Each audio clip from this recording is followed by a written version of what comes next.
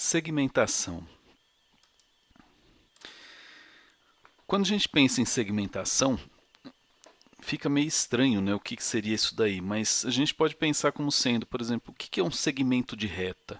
Um pedaço, né, da reta que você está falando. Segmento de estrada, ou um segmento de filme, um segmento de código, é um pedaço. Se a gente pensar nesse exemplo, né, mais especificamente, a gente está falando disso daí seria um compilador. Então a gente tem lá a parte do código-fonte, né, então num compilador a tabela vai ser construída em tempo de compilação. Então o compilador vai ter, no caso ali, o código-fonte sendo salvo, né, para impressão, coisas assim, a tabela de símbolos que contém os nomes e os atributos das variáveis. A gente também tem a tabela com todas as constantes usadas, né, inteiras e em ponto flutuante, coisas assim. Árvore sintática, que contém a análise sintática do programa, e também a pilha usada para as chamadas da rotina dentro do compilador. Tudo isso daí pode ser crescente. Pode-se notar o que esse ponto aqui, né, da tabela de símbolos está até marcado aqui, ela atingiu a tabela de código-fonte. Aqui está sobrando espaço. Esse branquinho quer dizer que está sobrando espaço, é espaço livre, né?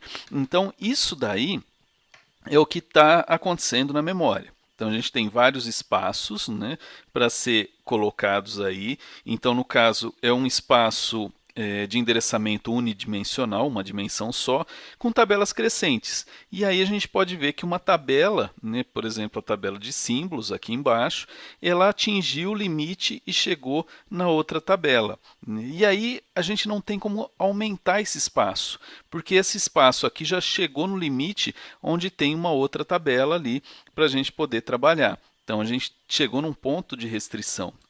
Se a gente pensasse em termos de segmento, eu poderia criar um segmento só para a tabela de símbolos.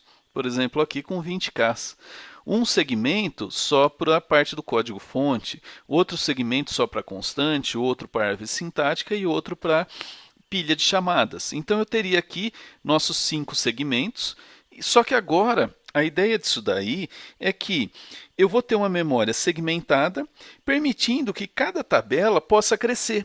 Então, o segmento de constantes ele pode aumentar, o segmento da tabela de símbolo pode aumentar nisso daí, ou de repente escolher de modo independente, né, das outras tabelas. Então, eu posso crescer, né, e aí eu posso, independente de uma crescer, a outra não precisa crescer. É algo que vai ser necessário conforme for sendo trabalhado. Então, eu começo a falar sobre segmentos. Então, eu tenho um segmento onde eu vou armazenar uma determinada informação. Se a gente compara os dois, a gente pode ver, né? Então aqui eu não tenho como crescer mais, já deu esse ponto. E aqui minha tabela de símbolos, ela vai poder crescer porque ela está num segmento nessa descrição, trabalhando por segmentação. Mas aí, qual que é a ideia da segmentação? A segmentação é a visão do programador, do compilador. Então, você, enquanto programador, você consegue trabalhar isso daí como segmentos. Então, as tabelas de segmento com N linhas, cada qual apontando para um segmento de memória. Então, vários espaços de endereçamento podem ser usados nisso daí. E aí, como que vai trabalhar? Então, eu tenho o endereço real, que vai ser a minha base mais o deslocamento. Aquilo que a gente já tinha visto anteriormente.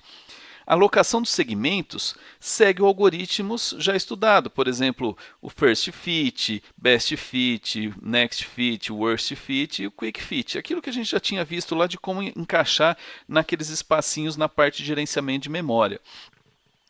A segmentação ela facilita a proteção dos dados, porque agora eu vou ter um segmento, né, determinado para trabalhar, por exemplo, com código-fonte, vai ter uma tabela de símbolos, um segmento para constantes, e aí eu consigo pegar e proteger cada segmento de formas diferentes.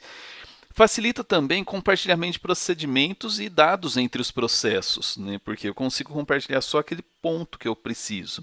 A MMU, nesse caso, também é utilizada para o mapeamento entre os endereços lógicos e físicos, do mesmo jeito que era feito com os outros esquemas de gerenciamento de memória.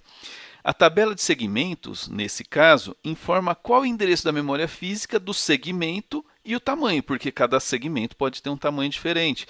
Então, ele tem que informar esses dois pontos para poder gerenciar isso daí.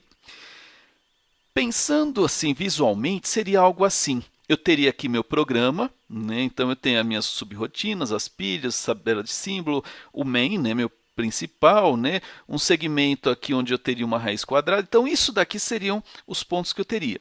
Eu vou ter uma tabela de segmentos. Então, nessa tabela, do mesmo jeito que eu tinha para analisar a tabela de páginas e coisas assim, eu vou ter essa tabelinha onde eu tenho o meu limite e tenho a base, né? Então, eu chego aqui e vejo, ó, eu tenho zero, segmento zero, essa subrotina aqui, ela está com limite de 1.000 e a base 1.400. Então, 1.400 mais 1.000 está ali no limite. Ah, o segmento 1 é esse daqui, então ele tem um limite de 400, 6.300, então ele está aqui embaixo, ó, 6.300 e 400 de limite.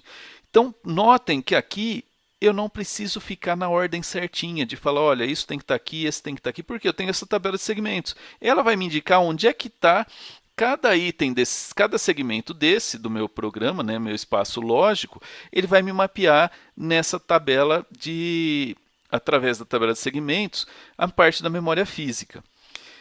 Pensando um exemplo mais prático, a gente conseguiria trabalhar com segmentação nesse sentido, onde eu tenho um programa 1, né, um processo 1, ele vai usar um editor de texto. E eu tenho os dados daquele texto que a pessoa está digitando. Então, eu tenho segmento 0 e segmento 1 aqui.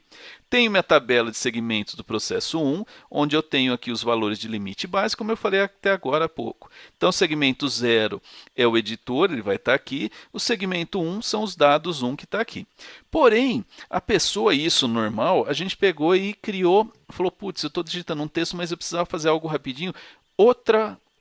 Chamei novamente o editor de texto, então eu estou usando o editor de texto, só que eu tenho um novo texto para digitar. Então, para esse caso, você concorda que o editor de texto é o mesmo? O código que está lá é o mesmo? Então, eu não preciso alocar novamente. Ele vai lá e, ó, o segmento 0, que é o editor de texto, está no mesmo lugar.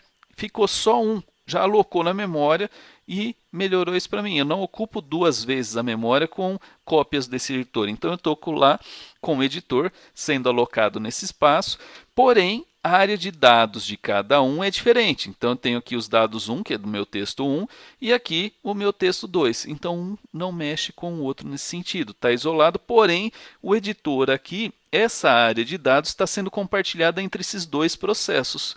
Então, é isso que eu consigo fazer nesse sentido do compartilhamento dos processos, né? Daquelas informações, eu poderia compartilhar dados também, caso fosse necessário.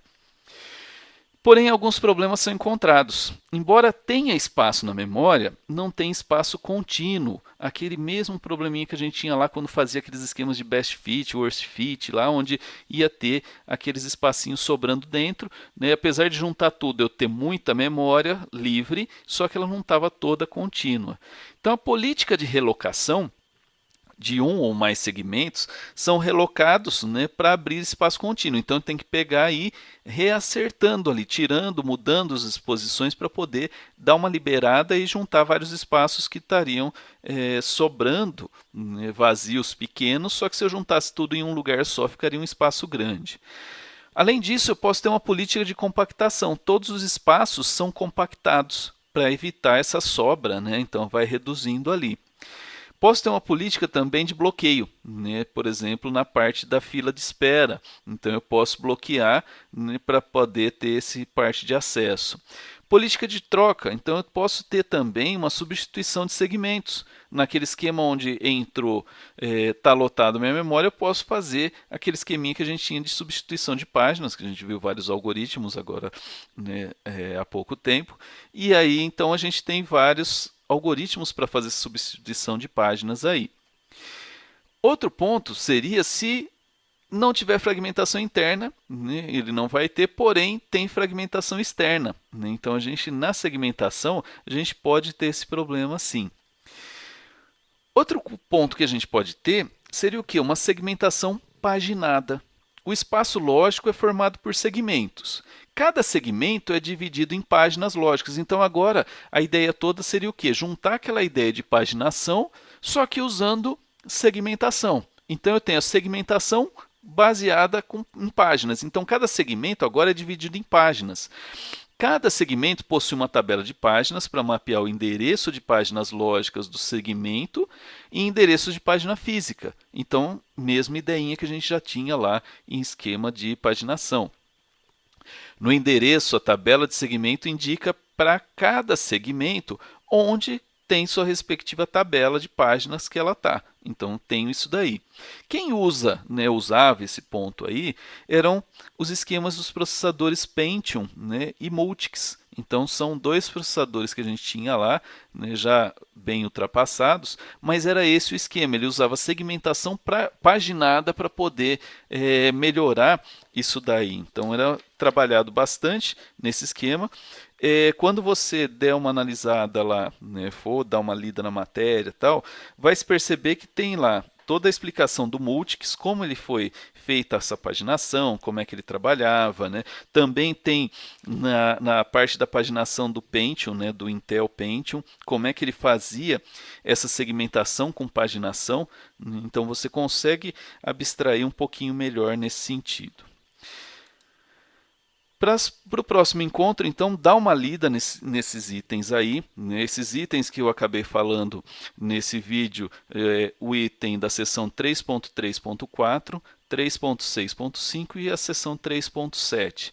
Então, aí vai estar falando toda na 3.7 essa parte de segmentação paginada, a parte do Multics e do Pentium. Então, é esse daí. Dá uma olhadinha também nos exercícios que pede, porque é algo interessante que você vê os problemas que ele coloca lá para a gente no livro, e aí você consegue entender um pouco melhor executando aqueles itens lá. Então ele vai falar para você fazer uma relocação de segmentos usando First Fit, fazendo algumas coisas assim. É interessante para ser colocado em prática, para você melhorar isso daí, entender um pouquinho melhor todo esse monte de coisa de segmentação, de paginação, toda essa parte de memória virtual.